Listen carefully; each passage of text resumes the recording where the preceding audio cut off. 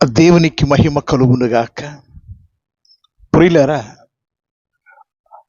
నేను చెప్పుచున్న ఈ యొక్క సందేశం చాలా ప్రాముఖ్యమైనది. ముఖ్యంగా భార్యాభర్తలైన వారు వినాల్సిన సందేశం. ఎప్పుడైతే కుటుంబాన్ని అశ్రద్ధ చేస్తామో, భార్యాభర్తల మధ్య ఎప్పుడైతే వివాదాలు, మనస్పర్ధలు ఇవన్నీ ఏర్పడతాయో, పాపములో పడే అవకాశం ఎక్కువగా ఉంటుంది. శోధనలో పడే అవకాశం ఎక్కువగా ఉంటుంది. భార్యాభర్తల మధ్య సమాధానము, సంతోషము ప్రతిరోజు కుటుంబ కూడిక ద్వారా, పరిశుద్ధ గ్రంథం చదువుట ద్వారా, దేవుని స్తుతించుట ద్వారా ఏ రోజుకు ఆ రోజు సంతోషంగా కుటుంబ వ్యవస్థ సాఫీగా సాగిపోతుంది. మానవుని జీవితంలో నేర్చుకోవలసిన నిజ నగ్న సత్యాలు పరిశుద్ధ గ్రంథంలో పుష్కలంగా ఉన్నాయి. క్రైస్తవులకు మాత్రమే కాదు, ప్రతి వారికి మనుష్యుడు నడుచుకోవలసిన విధి విధానాలు, ముఖ్యంగా కుటుంబ వ్యవస్థలో భార్యాభర్తలైన వారు ఎలా నడుచుకోవాలో తెలియజేసే పరిశుద్ధ గ్రంథం ఇది. ధర్మశాస్త్రం, దేవుని ధర్మశాస్త్రం. దీన్ని విస్మరిస్తే, దీన్ని మనము చిన్న చూపు చూస్తే మన జీవితం అస్తవ్యస్తంగా తయారవుతుంది. చాలామంది పురుషుడు ఒక స్త్రీకి భర్త అయి ఉండి పర స్త్రీతో అక్రమంగా సంబంధం ఏర్పాటు చేసుకొని కొనసాగుతూ ఉంటాడు. ఎవరికి తెలియనంత కాలం ఏమి కాదు, తెలిస్తే అది మరణానికో లేకపోతే జైలుకు అది నడిపించే ప్రమాదం ఉంటుంది. అలాగే స్త్రీ కూడా భర్తకు తెలియకుండగా పరాయి పురుషునితో అక్రమ సంబంధం ఏర్పాటు చేసుకొని కొనసాగుతూ ఉంటే ఏదో ఒక రోజున పాపం పండుద్ది. ఆ పాపానికి మరణమే ఇక దీని జవాబని మరణానికి వెళ్ళిపోయేవారు ఉన్నారు, జైలు పాలయ్యే వాళ్ళు ఉన్నారు. ఈ అవమానాన్ని తట్టుకోలేక వారి జీవితాలు చిత్రవధగా ఉంటాయి. వారికి కనిన బిడలు అస్తవ్యస్తంగా, అయోమయంగా వారి జీవితాలు ఉంటాయి. అందుకనే దేవుడు భార్యాభర్తలకు ధర్మాలను ఏర్పాటు చేశాడు. ఆ ధర్మాలను మనం పాటించాలి. శారీరక సంబంధమైన అక్రమ సంబంధాలు చట్టరీత్యా నేరం, అన్యాయం. అది అక్రమం. ఎప్పుడు కూడా అక్రమం మానవుని జీవితంలో అపాయములోకి నెట్టేస్తుంది, కానీ అభివృద్ధిలోనికి అది తీసుకెళ్ళదు. లేఖనాలు కొన్ని మీకు చదివి వినిపిస్తాను. యోబు గ్రంథం 4వ అధ్యాయం 8వ వాక్యం. నేను చూచినంత వరకు అక్రమమును దున్ని కీడును విత్తువారు దానినే కోయుతురు. నేను చూచినంత వరకు అక్రమమును దున్ని కీడును విత్తువారు దానిని కోయుతురు. నేను చూచినంత వరకు అక్రమకారులు ఎప్పుడు కూడా వర్ధిల్లరు. ఏనాటికి కూడా ఒకరి కుటుంబములో మనం ప్రవేశిస్తే అది అక్రమము, అన్యాయం. పరుల సొమ్మును ముట్టిన పొరుగు వాని దగ్గు చీపురు పుల్లైన పొరుగువాని భార్యనైనా నీవు ఆశించకూడదు. అది ఆజ్ఞకు వ్యతిరేకం, దేవుని ఆజ్ఞకు విరోధం, అక్రమం. ఆజ్ఞ అతిక్రమమే పాపం. కాబట్టి నీ పొరుగు వాని దగ్గర చీపురు పుల్ల కూడా ముట్టకూడదు అంటే ప్రభు ఎక్కడ పోల్చాడు చూడండి. నీ పొరుగు వానిది దేనిని ఆశించకూడదు. వాని భార్యనైనను వానిది ఏదైనా స్థలమైనా ఏదైనా ఆశించకూడదు. అది అక్రమం అవుతుంది. మరొక వాక్యం, యెహెజ్కేలు గ్రంథం 18వ అధ్యాయం 30వ వాక్యం. కాబట్టి ఇశ్రాయేలీయులారా, ఎవని ప్రవర్తనను బట్టి వానికి శిక్ష విధింతును. మనస్సు తిప్పుకొని మీ అక్రమములు మీకు శిక్షా కారణములు కాకుండానట్లు వాటన్నిటిని విడిచిపెట్టుడి. అక్రమ సంబంధాలు, అక్రమమైన పనులు, దొంగతనం, వ్యభిచారం, దోచుకోవడం, వడ్డీలకిచ్చి అధికంగా డబ్బును రాబట్టడం, ఇవన్నీ కూడా అక్రమం. ఇతరులది ఏది కూడా మనం ముట్టకూడదు, ఆశించకూడదు. ఇక్కడున్న మాట, ఎవని ప్రవర్తన బట్టి వానికి శిక్ష విధింతును. మనస్సు తిప్పుకొని మీ అక్రమములు మీకు శిక్షా కారణము. అక్రమాలు చేసే వారికి శిక్షలు ఉంటాయి. దాని నుండి మీరు విడిచిపెట్టండి అని దేవుడు తన ప్రజలైన ఇశ్రాయేలీయులకు చెప్తున్నాడు, మనకు కూడా చెప్తున్నాడు. ఇర్మియా గ్రంథం 14వ అధ్యాయం 10వ వాక్యంలో యెహోవా ఈ జనులతో ఈ మాట సెలవిచ్చుచున్నాడు, ఈ జనులు తమ కాళ్లకు అడ్డు లేకుండగా తిరుగులాడుటకు ఇచ్చగలవారు గనుక యెహోవా వారిని అంగీకరింపడు. ఇప్పుడు ఆయన వారి అక్రమమును జ్ఞాపకం చేసుకొనును, వారి పాపములను బట్టి శిక్ష విధింతును. వారికి అడ్డు లేకుండా తిరుగుతున్నారట, ఇచ్చ కలిగి తిరుగుతున్నారట. ఎక్కడికి వెళ్ళాలని తిరుగుతున్నారట. కాబట్టి ఇటువంటి అక్రమం చేసే వారికి నేను శిక్షను తప్పకుండా శిక్షిస్తానని దేవుడు తన ప్రజలకు సెలవిస్తున్నాడు. మత్తయి సువార్త 7వ అధ్యాయంలో 23వ వాక్యంలో, అక్రమము చేవార్లారా నా యొద్ద నుండి పొండి అని వారితో చెప్తున్నాడు. అది ఏదైనప్పటికీ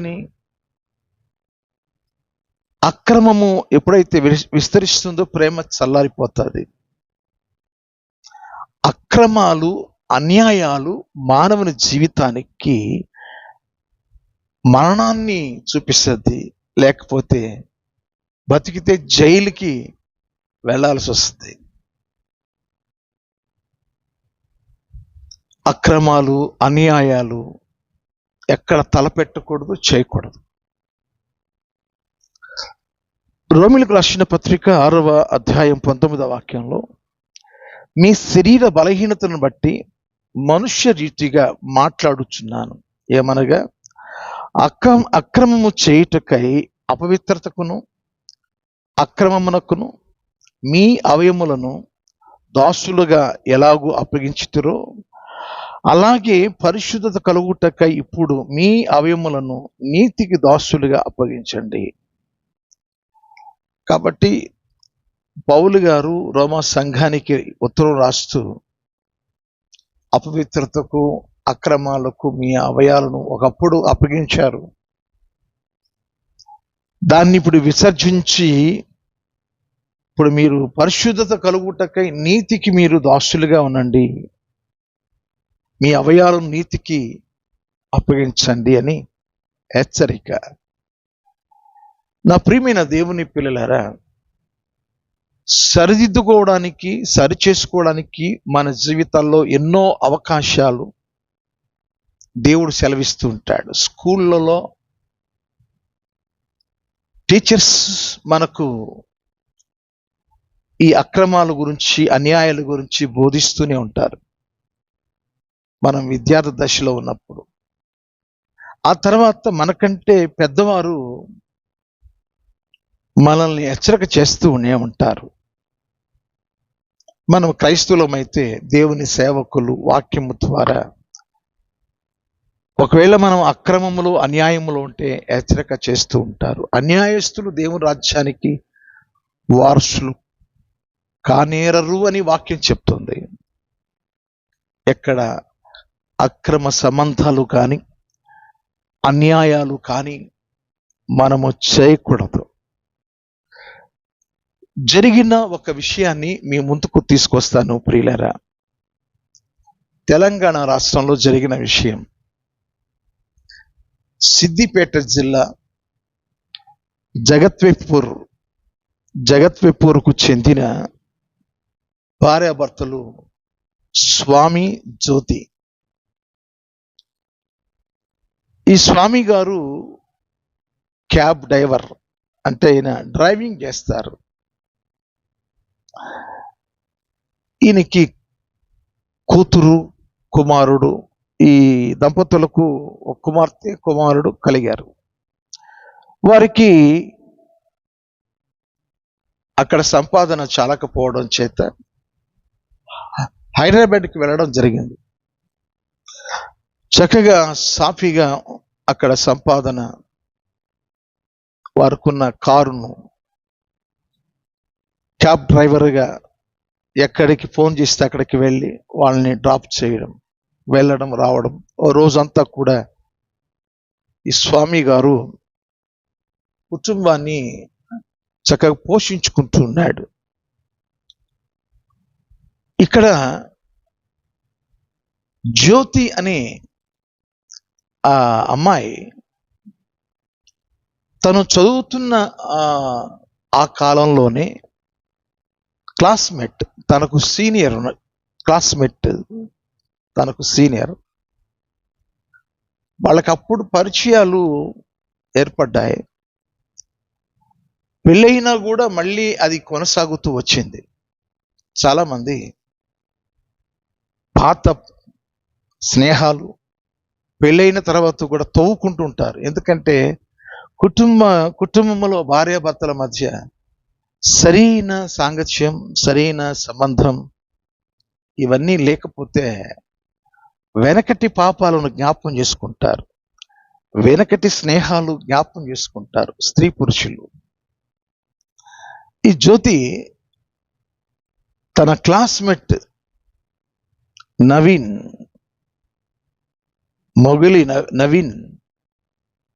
ఈ నవీన్ క్లాస్మేట్ తనతో చిన్ననాటి నుంచి కూడా అతనితో స్నేహం ఏర్పడి పెళ్ళైనా కూడా ఆ స్నేహ బంధాన్ని కొనసాగిస్తూ వచ్చారు. ఇలా ఇందాక చెప్పాను నేను, అక్రమ సంబంధాలు, అన్యాయ సంబంధాలు తెలియనంత కాలం ఏమి కాదు. తెలిసిన తర్వాత మరణానికో జైలుకో వెళ్ళాల్సి వస్తుంది. చెప్తున్నాను ప్రియులారా, అవమానానికి తట్టుకోలేక చచ్చిపోతారు. అవమానాన్ని భరించేవారు జైలుకి వెళ్తారు. ఆ ఆవేశంలో, తెలిసిన ఆవేశంలో భర్త భార్యని చంపుతాడు. ఇలాంటి ప్రమాదాలు ఉన్నాయి. అందుకోసమే వివాహమైన తర్వాత మరణకాలం వరకు ఒకరికొకరు ప్రేమ కలిగి స్నేహితులుగా చక్కగా ప్రేమ బాంధవ్యాన్ని మరణం వరకు కూడా కొనసాగించాలి. మూడో వ్యక్తి ప్రవేశించకూడదు కుటుంబంలో. మూడో వ్యక్తి ప్రవేశించడం చేత జైలుకైనా వెళ్ళాల్సి వస్తుంది, లేకపోతే మరణానికనే తెగించాల్సి వస్తుంది. అంత అవమానం కలుగుతుంది. ఈయన క్యాబ్కి వెళ్ళినప్పుడు అలా పోగానే, డ్రైవింగ్కి వెళ్ళగానే ఈ ఇద్దరిలో ఫోన్ చేసుకొని సాయంత్రం వరకు ఆ గదిలో ఉండడం అందరికీ తెలిసినా ఎవరు పట్టించుకుంటారు ఆ హైదరాబాద్ సిటీలో? ఇలా పోతూ పోతూ పోతూ కొంతకాలానికి పిచ్చి ముదిరింది. ఎప్పటికైనా పాపం పండితే రాలుతుంది. మే నెల 29వ తారీఖున జరిగిన విషయం ఏంటంటే, ప్రియుడు నవీన్ తన ప్రియురాలతో చెప్తున్నాడు, జ్యోతితో, ఈ బాబు అంటే నాకు అసలు ఇష్టం ఉండదు, చంపేద్దాం. ఈ ప్రియుడు కోరిన మేరకు ఆమె కూడా వీడిని చంపేద్దాం. కన్న తల్లి కసాయిరాలుగా తయారైంది. బాబుని చంపేద్దాం అన్నప్పుడు అసలు వాడిని వదిలేయాలి కదా. తల్లి బిడల కన్నా ఎక్కువైన వారు ఎవరున్నారు అన్నట్టుగా తల్లులు బిడల కోసం ఎంత త్యాగమైనా చేస్తారు. కానీ బాబును చంపేద్దాము అన్నప్పుడు ఆమె అంగీకరించింది. వారు చంపే విషయం సీసీ కెమెరా చూస్తుంది అన్న సంగతి వారికి తెలియలేదు. వెంటనే ఈ వ్యవహారం అంతా కూడా అతను రావడం, ప్రతిరోజు రావడం పోవడం సీసీ కెమెరాలు చూపిస్తున్నాయి. ఈ సీసీ కెమెరాకు నేను ఒక పేరు పెట్టాను. అదేంటంటే దేవుని కన్ను. చీకట్లో కూడా పాపాన్ని చూపిస్తుంది. అది లైట్స్ ఆఫ్ చేస్తేనా సీసీ కెమెరా చూపిస్తుంది ఏం చేస్తున్నావా నువ్వు. ఈరోజు ప్రియ దేవుని పిల్లారా, ఆ 29వ తారీఖున మే నెల చనిపోయాడు. భర్త వచ్చాడు, మంచం మీద నుంచి కింద పడ్డాడు అని చెప్పి హాస్పిటల్కి తీసుకెళ్లే లోపు చచ్చిపోయాడని తన భర్తకి చెప్పింది. తీసుకెళ్ళి ఇక్కడ సిద్దిపేట జగత్వేపూర్లో ఆ బాబును పాతి పెట్టడం జరిగింది. ఆ బాబును చూస్తుంటే ఎంత ముద్దుగా ఉంటాడు. ఆ భర్తకి డౌట్ వచ్చింది. ఎందుకంటే ఈమె అక్రమ సంబంధాన్ని గురించి అతనికి తెలిసి తన భార్య మీద కేసు పెట్టేశాడు. ఎక్కడంటే మల్కాజిగిరి కమిషనరేట్ కీసర పోలీస్ స్టేషన్లో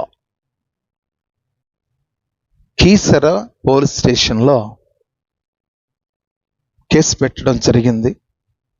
జ్యోతి, ఆ తర్వాత నవీన్, వీరిద్దరికి సంఖ్యలు వేయబడ్డాయి. వారు చేసిన పాపాన్ని వారు ఒప్పుకున్నారు. ఎలా చంపారో ఒప్పేసుకున్నారు. కాబట్టి వారు జైలుకి వెళ్ళడానికి వారు పాపమే దానికి కారణం. చాలా మంది అక్రమ సంబంధాలు పెట్టుకొని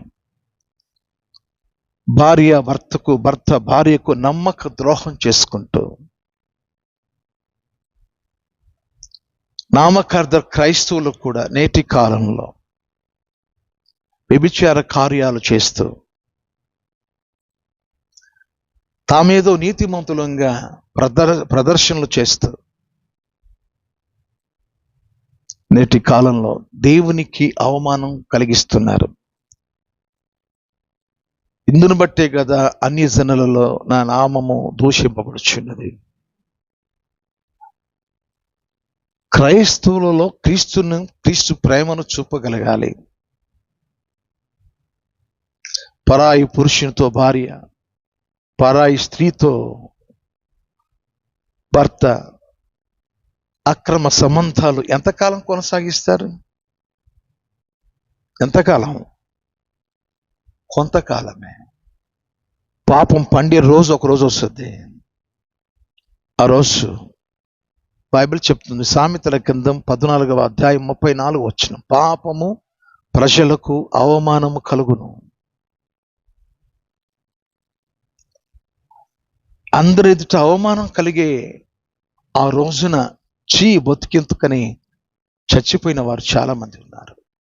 అందుకోసమే ఇటువంటి అక్రమ సంబంధాలు ఎప్పుడు కూడా పెట్టుకోకూడదు. ఈనాటికైనా సరే అది మరణానికి దారి తీస్తుంది, లేదా జైలుకి తీసుకెళ్తుంది. ఎందుకు ఆ జీవితం? పెళ్ళైన నీ భార్య ఉంది కదా, యవన కాలం ముందు నీ భార్యతో సంతోషించమని లేఖనం చెప్తుంది కదా, అది పరాయి భార్య ఎందుకు? అలాగే స్త్రీలు కూడా యవన కాలం ముందు నీ యొక్క భర్తతో సంతోషించాలి. పరాయి పురుషునితో ఎందుకు సాంగత్యాలు, స్నేహాలు, డబుల్ మీనింగ్ వర్డ్స్? ఎప్పుడైనా బైబిల్ చెప్తుంది, మీ పాపములు మిమ్మల్ని పట్టుకొను, మీ పాపాలు మిమ్మల్ని పట్టుకుంటాయి. సంఖ్యాకాండం 32వ అధ్యాయం, సంఖ్యాకాండం 32వ అధ్యాయం 23వ వాక్యంలో, మీ పాపమును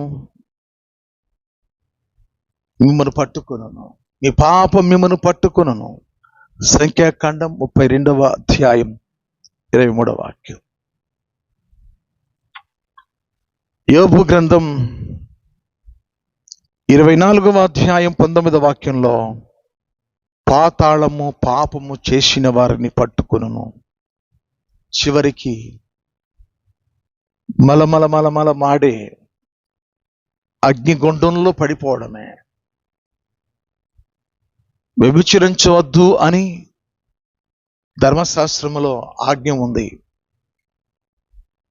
దేవుడు అసహించుకునే క్రియ అది. అన్యాయపు సంబంధాలు, అక్రమ సంబంధాలు ఎప్పుడు కూడా వర్ధిల్లదు.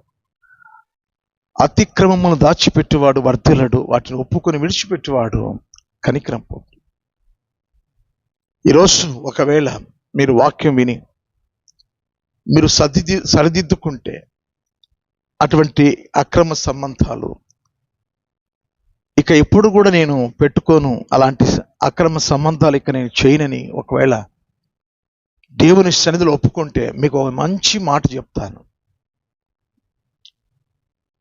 ఇర్మియా గ్రంథం 10వ అధ్యాయం 17వ వాక్యం, వారి పాపములను వారి అక్రమమును ఇకను ఎన్నటికి జ్ఞాపకము చేసుకొనను అని ప్రభువు చెప్పుచున్నాడు. మనం ఎప్పుడైతే ఒప్పుకుంటామో మన పాపాలను, మన అక్రమాన్ని, దేవుడు మన ఎడల దయగలిగి క్షమించి మన్నించి ఇక ఎప్పటికి కూడా ఆయన జ్ఞాపకం చేసుకున్నాడు. కనుక మనం ఈరోజు విన్న ఈ మాటను బట్టి, జరుగుతున్న పరిస్థితుల ప్రభావాలు మనం చూస్తున్న విధానాన్ని బట్టి, ఇకనైనా ఈ తప్పుడు అక్రమ సంబంధాలు మనం పెట్టుకోకూడదు. చూశారా, ఆ జ్యోతి ఆ బాబును చంపుకుంది. ఆ తమ్మనైలు చూశారా, కుమారుని చంపిన తల్లి. ఎందుకు అంత అందులో ఏముంది? భర్తను అలా పంపించేసి పరాయి పురుషునితో సాయంత్రం వరకు. ఆ పెద్ద పాప స్కూల్కి వెళుతుంది, ఆ చిన్న బాబు వాళ్ళతో ఉంటాడు. వాళ్ళు రూములో ఉంటే వీడు ఒక్కడే ఉంటాడు, ఏడుస్తూ ఉంటాడు. వీడు ఏడుస్తుంటే పక్క వాళ్ళు విని వస్తూ ఉన్నారు, బాబు ఏడుస్తున్నాడు అని. వీడు మనకు అడ్డుగా ఉన్నాడు, వీడిని తొలగించుకోవాలి. బాబుని తొలగించుకున్నారు కానీ పాపాన్ని తొలగించుకోలేకపోయారు, అవమానాన్ని తొలగించలేకపోయారు. ఎప్పటికైనా సత్యాన్ని దాచలేము. పాపం ఎప్పుడు కూడా మనల్ని పట్టిస్తుంది. అంతమంది ఎదుట ఆ పోలీస్ స్టేషన్లో వాళ్ళు పట్టుబడినప్పుడు ఆ స్టేషన్లో ఎంత అవమానం. ప్రపంచంలో అందరికీ వారు చేసిన పని, వారి పాపం, ఒక గదిలో ఉన్న ఆ పాపం పట్టుకొని ఏం చేసింది తెలుసా? ప్రపంచానికి తీసుకెళ్లి చూపించింది. అవును, అందుకోసమే దొరకనంత కాలం దొరగా ఉంటాం మనం, దొరికితే దొంగగా మారిపోతాం. సంఖ్యలు వేయబడతాయి, శిక్ష విధించబడతాది.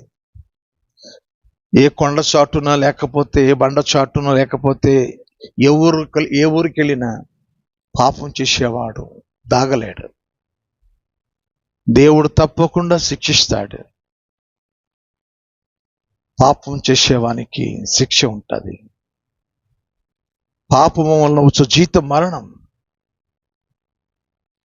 ఆ మరణాన్ని రుచి చూడాల్సి వస్తుంది. అందుకని యేసుక్రీస్తు వారి లోకానికి ఎందుకు వచ్చారంటే పాపము నుండి వారిని విముక్తి చేయడానికి, పాపిగా జీవించేవారు పరిశుద్ధులుగా మారడానికి. ఆ చేసుకున్న పాపాలు పోవాలి అంటే ఏ జంతువు రక్తం, పక్షు రక్తం చిందిస్తే పోదు. అది యేసు రక్తం ద్వారా కడగబడాలి. యేసయ్య దగ్గరకు వచ్చి నేను పాపిని అని ఒప్పుకుంటే పాపాలు క్షమించబడతాయి. తరతరాలు ఆ పాపాల ద్వారా శాపాలు కుటుంబాల్లో ఏలుబడి చేస్తూ ఉంటే దాని నుండి విముక్తి అవ్వాలి అంటే ప్రపంచంలో ఎవరైనా దాని నుండి విడిపించేవారు ఎవరు లేరు. అందుకోసమే నా యొద్దకు రండి, నేను మీకు విశ్రాంతిని కలుగు చేస్తాను అని ప్రభువు సెలవిచ్చారు. ప్రభువు దగ్గరకు రండి, విముక్తి పొందండి, విడుదల పొందుకోండి, పరిశుద్ధులుగా మారండి, నీతిమంతులుగా మారండి. మీ కుటుంబాలు చక్కగా ఉంటాయి, మీ పిల్లలు వర్ధిల్లుతారు. పాపాలకు దాసులుగా జీవించకండి, ప్రభువు దగ్గరికి వచ్చి పరిశుద్ధులుగా జీవించండి. దేవుడి మాటలను దీవించును గాక. May God bless you. మీకు నా వందనాలు. Thank you.